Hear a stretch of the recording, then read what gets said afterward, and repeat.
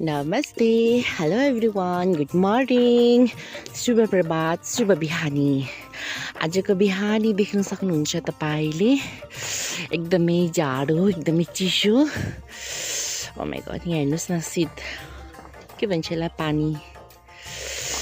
oh my God एकदमै धेरै फगी कुहिरो उसे है लागेको छ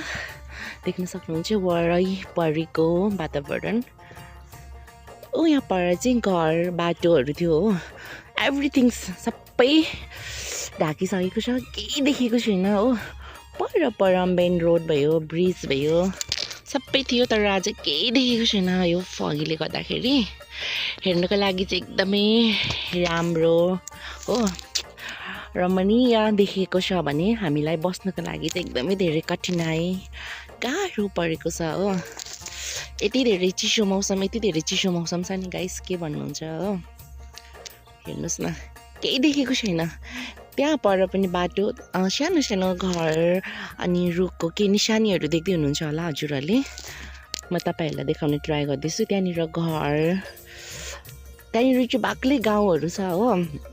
अनि बाटो पनि छ तर यो फगी हुसे तपाईहरु के भन्नुहुन्छ कुहिरो त्यसले चाहिँ सबै कभर गरेको छ क्या सबै ढाकेको छ हेर्नुस् न यतातिर पनि गाउँहरू थियो केही गाउँहरू थियो त्यो गाउँहरूलाई पनि ढाकिदिएको छ हो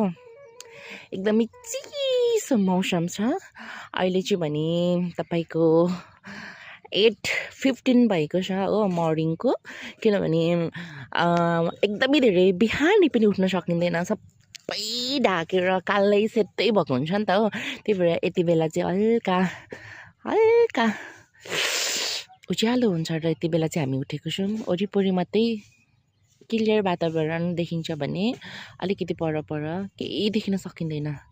हेर्नुस् न यति साह्रो पानी यसलाई के भन्छ शीत है यति साह्रो शीत झरेको छ हो ओ माय गॉड यति चिसो छ नि तपाईहरुले ज्युस फिल गर्नुहोस् क्या